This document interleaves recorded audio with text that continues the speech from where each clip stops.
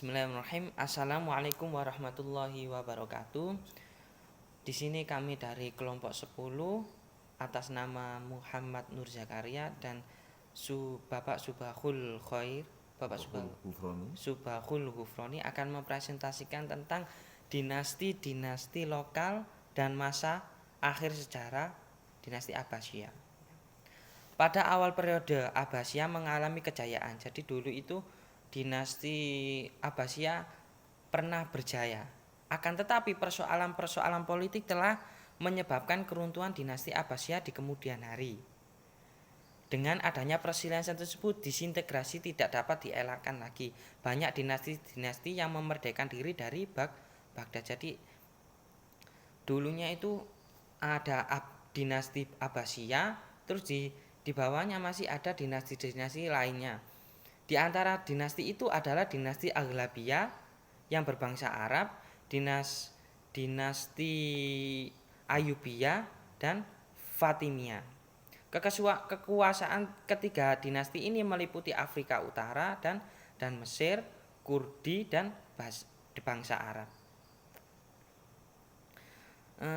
Terutama Kairo yang dijadikan sebagai ibu kota pemerintahan. Dengan demikian Mesir telah menjadi suatu kota peradaban Islam yang menjadi pusat segala kegiatan pada masa itu. Untuk mengetahui lebih lanjut akan dicoba dipaparkan di bawah ini, yaitu 1. Dinasti Aghlabiyah. Dinasti Aghlabiyah adalah salah satu dinasti Islam di Afrika Utara yang berkuasa selama kurang lebih dari 100 tahun. Wilayah kekuasaannya meliputi Ifriqiya, Algeria dan Sisilia. Dinasti ini didirikan oleh Ibnu Aghlab. Dengan adanya awal mula terbentuk dinasti tersebut yaitu ketika Baghdad di bawah pemerintahan Harun ar-Rasyid.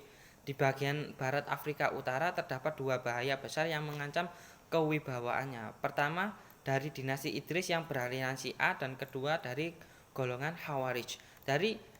Di bawahnya Abbasiyah itu ada dinasti Aghlabiyah yang berada di Afrika. Mau keruntuhannya itu gara-gara adanya dinasti Idris yang beraliran Syiah dan kedua dari golongan Khawarij. Dengan adanya dua ancaman tersebut, terdoronglah Harun ar-Rasyid untuk menempatkan balan tentaranya di Afrika di bawah pimpinan Ibrahim bin al-Aghlab. Setelah berhasil mengamankan wilayah tersebut, Ibrahim bin Aghlab mengusulkan kepada Harun ar-Rasyid supaya wilayah tersebut dihadiahkan kepadanya dan anak keturunannya secara permanen.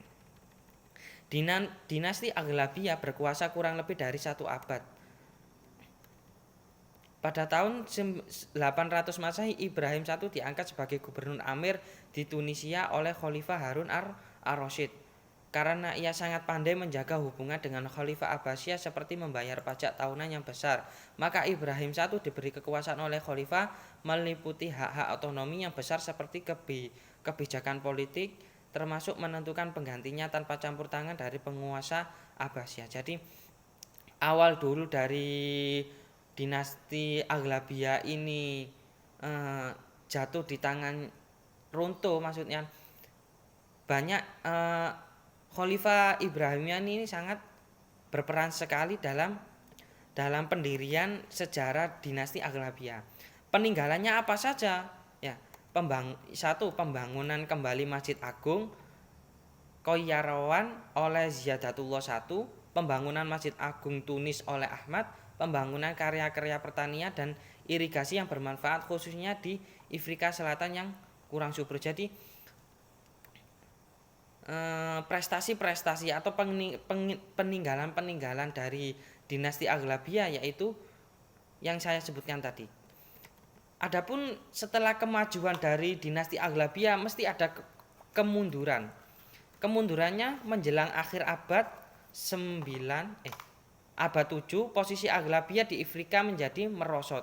Hal ini disebabkan karena amir terakhirnya yaitu Ziyadatullah III tenggelam dalam kemewahan berfoya-foya. Jadi setelah Ziyadatullah I itu masih dipimpin oleh Ibrahimiyah, itu masih kekuasaannya masih tenang-tenang saja. Setelah setelah berkembang diganti Ziyadatullah 3. Karena Ziyadatullah 3 ini suka berfoya-foya, maka agak merosot sekali. Dan seluruh pembesar tertarik pada Syiah. Juga propaganda Syiah Abu Abdullah perintis Fatimiyah Mahdi Ubaidillah mempunyai pengaruh yang cukup besar di Barbar. Jadi setelah dinasti Aghlabiyah pada Hidayatullah 3 selalu berfoya-foya ya, banyak sekali Syiah yang mempropaganda untuk merintis Fatimiyah, mempunyai pengaruh. Dan di Fatimiyah ini banyak di suku Barbar, Abu Barbar banyak mempengaruhi pemberontakan di militernya. Yang kedua yaitu dinasti Fatimiyah. Dinasti Fatimiyah merupakan dinasti Syiah Ismailiyah, pendiri adalah Ubaidillah al-Mahdi yang datang dari Syria ke Afrika Utara, yang menisbatkan nasabnya sampai ke Fatimah putri Rasulullah. Jadi pendirinya dinasti Fatimiyah ini masih keturunannya Fatimah putri Rasulullah. Ubaidillah dengan dukungan kaum Barbar pertama dapat mengalahkan gubernur-gubernur Aghlabiyah di Ifriqiya. Jadi setelah dinasti Aghlabiyah itu ada namanya itu propaganda dari dinasti Fatimiyah. Makanya kekuasaan di dinasti Fatimiyah itu selalu mempropaganda pemberontakan pada waktu dinasti Aghlabiyah. Berdirinya dinasti ini bermula menjelang abad ke-10. Jadi abad ke-9 itu pada masa Aghlabiyah, dan setelah abad ke-10 menjelang abad ke-10 yaitu dari pemerintahan Fatimiyah yang mau berkuasa. Ketika kekuasaan Bani Abbasiyah di Baghdad mulai melemah dan wilayah kekuasaannya yang luas tidak terkoordinir lagi, kondisi seperti inilah yang telah membuka peluang bagi munculnya dinasti-dinasti kecil di daerah tersebut. Jadi pengaruh dari dinasti Fatimiyah ini memunculkan dinasti-dinasti kecil yang ada di Abbasiyah. Kemajuan itu mencakup, adapun kemajuan selama waktu 262 tahun Fatimiyah telah mencapai kemajuan yang pesat, terutama pada masa Al-Mu'izz, Al-Aziz dan Al-Hakim. Kemajuan itu mencakup berbagai bidang, kemajuan dalam hubungan berdagang dengan dunia non-Islam termasuk India dan negeri-negeri Mediterania yang Kristen, kemajuan di bidang seni, kemajuan di pengetahuan dengan dibangunnya Universitas Al-Azhar.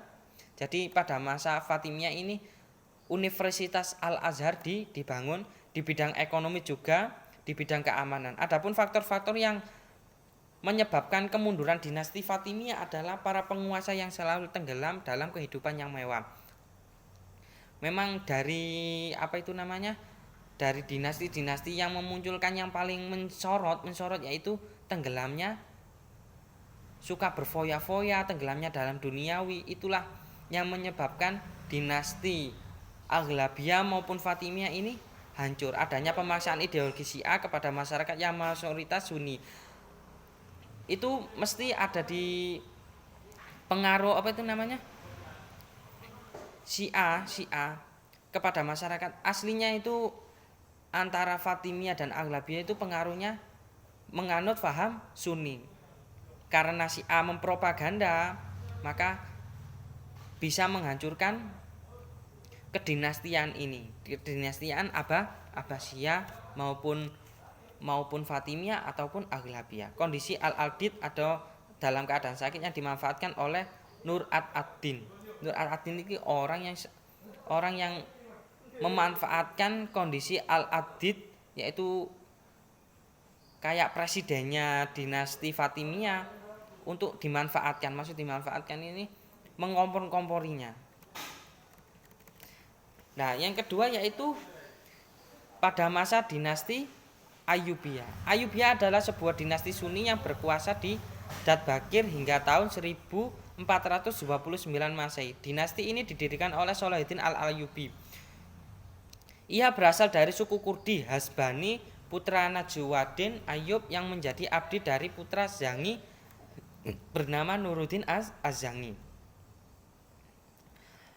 Langkah-langkah yang dilakukan oleh Salahuddin Al-Ayyubi yaitu melancarkan jihad terhadap tentara-tentara salib di Palestina. Jadi langkah-langkahnya Salahuddin Al-Ayyubi setelah dinasti Fatimiyah yaitu dilanjutkan oleh dinasti Al-Ayyubi, yaitu selalu melancarkan jihad terhadap tentara-tentara salib di Palestina, mempersatukan tentara Turki, Kurdi, dan Arab di jalannya yang sama. Jadi pada masa dinasti Al-Ayyubi ini selalu mempersatukan, dulunya itu antara tentara Kurdi baik Turki maupun Arab selalu berseteru, tidak ada yang saling tidak ada yang gimana itu saling menyatu. Nah, pada masa dinasti Ayyubiyah itu selalu disatukan. Dari Mesir Salahuddin menyatukan Syria dan Mesopotamia menjadi sebuah kesatuan negara Muslim. Bidang-bidang yang kemajuan-kemajuan pada masa dinasti Abbasiyah, dinasti Ayyubiyah yaitu bidang arsitektur dan pendidikan. Yang kedua bidang filsafat dan keilmuan, bidang industri, bidang perdagangan, bidang militer. Itulah kemajuan-kemajuan pada masa dinasti Ayyubiyah. Setelah kemajuan mesti ada kemunduran, yaitu sepeninggal dinasti Al-Kamil,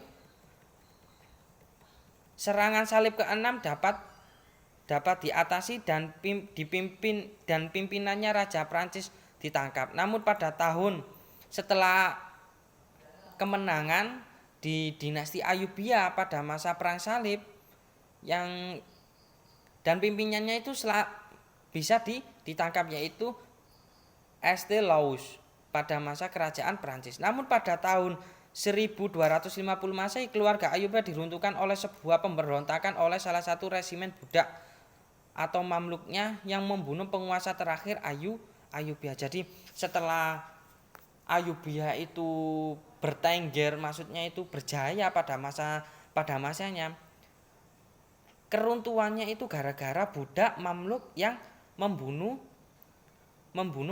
penguasa terakhir pada masa Ayyubiyah. Jadi itulah hancurnya penguasa Ayyubiyah yang gara-gara dibunuh oleh budaknya sendiri. Ya, itu saja yang dari saya yang bisa saya sampaikan. Jadi itulah kerajaan-kerajaan yang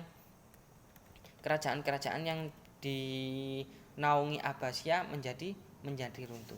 Yang saya akhiri, bentar lagi akan disampaikan oleh saudara saya yaitu Bapak Subakul Ghufroni akan menerangkan kelanjutannya dari penjelasan saya. Saya akhiri, wassalamualaikum warahmatullahi wabarakatuh.